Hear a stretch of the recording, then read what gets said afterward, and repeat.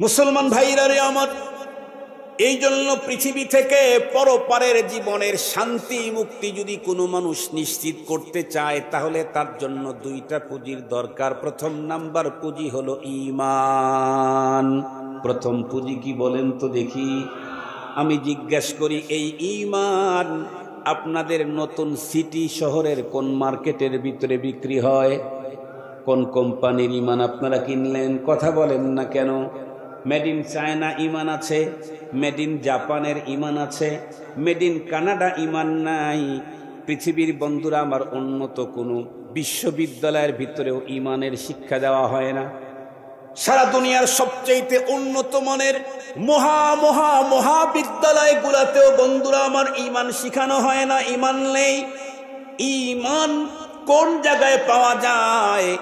ঈমান পাওয়া যায় হলো দুইটা জায়গায়, একটা হলো আল্লাহর ঘর মসজিদ, আর একটা হলো নবীর বাড়ি মাদ্রাসা। এখানে ঈমান পাওয়া যায়।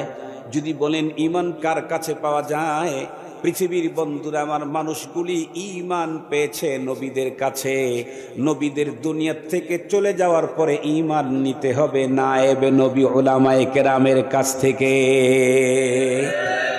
খুব ভালো করে বুঝবেন। এই জন্যই তো আপনাদের মনে আছে না কিনা ভুলে গেছেন, এখন তো স্মার্ট বাংলাদেশ, ডিজিটালও না, স্মার্ট আরো আগানো, যার কারণে পূর্বের অ্যানালগ কথাগুলি ভুলে যাওয়াই স্বাভাবিক। আপনাদের মনে আছে নাকি? এখানে যাদের বয়স 50 ঊর্ধ্ব তারা বলতে পারবেন, আমরা যখন ছোট ছিলাম আমাদের দেশে যত্রতত্র ইলেকট্রিসিটি ছিল না, পাকা রাস্তা ছিল না, উন্নত গাড়ি তো দূরের কথা, রাস্তায় ছিল, তার গাড়ির প্রশ্নই আসে না। খুব ভালো করে বুঝবেন, তখন 2, 4, 5 গ্রাম পরে পরে 2-1টা স্কুল পাওয়া যেত না। তবে অধিকাংশ গ্রামের ভিতরে বন্ধুরা আমার মসজিদ ছিল। মসজিদের মধ্যে সকালবেলায় গ্রাম্য মুন্সি মুসলমানের সন্তানদেরকে ভাঙ্গা চাটাইয়ের উপরে বসে বসে কিছু পড়াইতো না? ওই যে মর্নিং বক্তব্যে ভাঙ্গা চাটাইয়ের উপরে বসে গ্রাম্য মুন্সি মাত্র কয়েকটা শব্দ আমাদেরকে শিখিয়েছিল। তার ভিতরে একটা ছিল হলো আমানতু বিল্লাহি ওয়া মালাইকাতিহি ওয়া কুতুবিহি ওয়া রুসুলিহি ওয়াল ইয়াউমিল আখিরি ওয়াল কদরি খাইরিহি ওয়া শাররিহি মিনাল্লাহি তাআলা ওয়াল বাসি বাদাল মাউত। মনে পড়ে নাকি? আরো কি শিখেছিলাম? আরো শিখেছিলাম আমানতু বিল্লাহ কামা হুয়া বিআসমাইহি ওয়া সিফাতিহি ওয়া কাবিলতু জামিআ আহকামিহি ওয়া আরকানিহি। মর্নিং মুক্তবে আরো কি শিখেছিলাম লা ইলাহা ইল্লাল্লাহু মুহাম্মাদুর রাসূলুল্লাহ। আরো কি শিখেছিলাম আশহাদু আল্লা ইলাহা ইল্লাল্লাহু ওয়া আশহাদু আন্না মুহাম্মাদান আবদুহু ওয়া রাসূলুহু। স্মার্ট বাংলাদেশের এই যুগের শুধু বাংলাদেশকে চ্যালেঞ্জ করতেছি না, তামাম দুনিয়াকে চ্যালেঞ্জ করছি, তামাম দুনিয়াকে চ্যালেঞ্জ।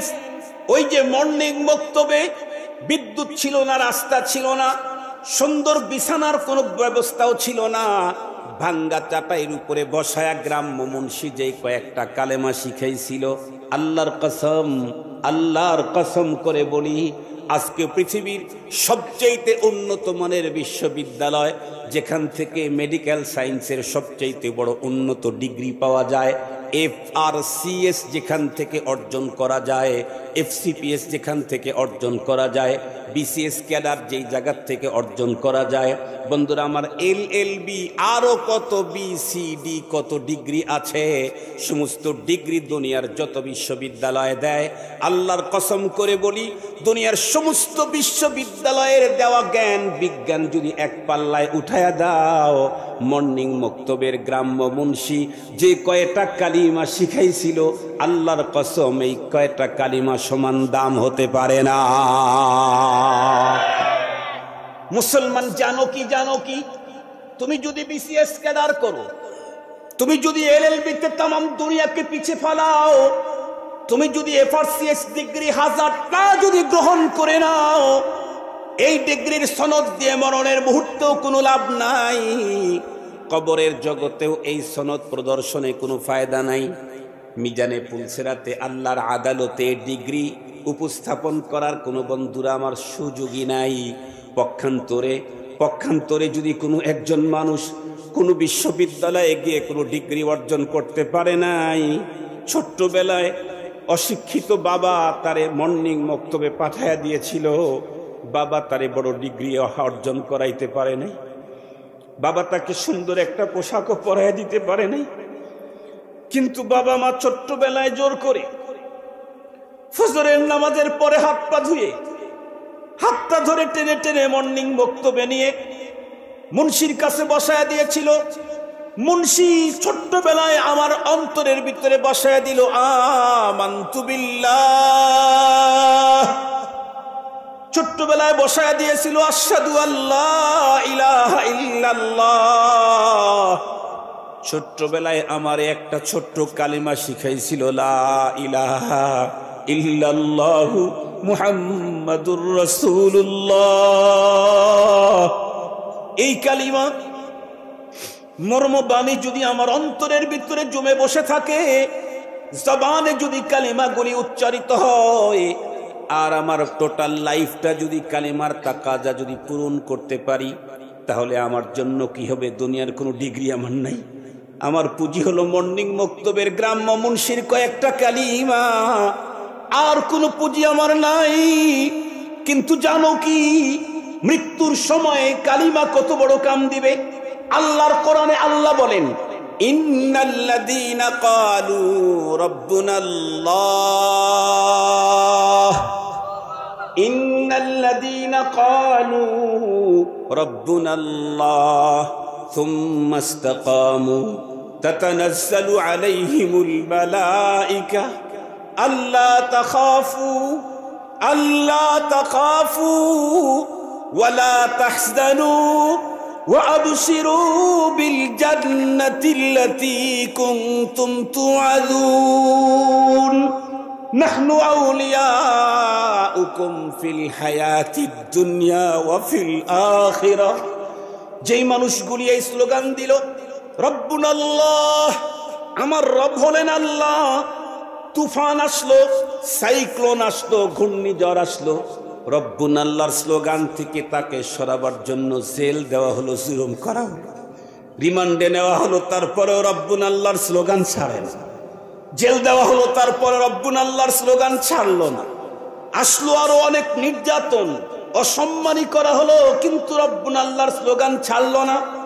এমতো অবস্থায় চলতে চলতে যদি মৃত্যুর দ্বার মুহূর্ত পর্যন্ত পৌঁছে যেতে পারে, তাহলে তার জন্য কি হয়? আল্লাহর কোরআন বলে, হাদিস বলছি না মিয়া, হাদিস বলছি না, বলবেন যে এটা জাল হাদিস, বলবেন যেটা জয়ীফ হাদিস, আল্লাহর কোরআন থেকেই বলছি। আল্লাহর কোরআন বলে, এই লোকটাকে যখন জান কবজ করার জন্য মালাকুল মউতকে যখন পাঠানো হবে, এর ব্যাখ্যাতে মুফাসসিরিনে কেরাম লিখেছেন, বর্তমান পৃথিবীর বড় আলিম পাকিস্তানের সাবেক চিফ জাস্টিস আল্লামা তকি ওসমানী হাফিজাহুল্লাহ, উনিও লিখেছেন, কারি তৈয়ব সাহেব রহমাতুল্লাহ আলাই, দারুল উলুম দেওবন্দের সফল মোহতামিম, উনিও লিখেছেন, যেই ফেরেশতা আমার জান কবজ করার জন্য আসছে, ওই ফেরেশতা আমার কাছে এসে আমার সঙ্গে দুর্ব্যবহার করবে না, বরং জান কবজ করার আগে আমার সঙ্গে বন্ধুত্ব করতে চাইবে। আল্লাহু আকবার বলেন।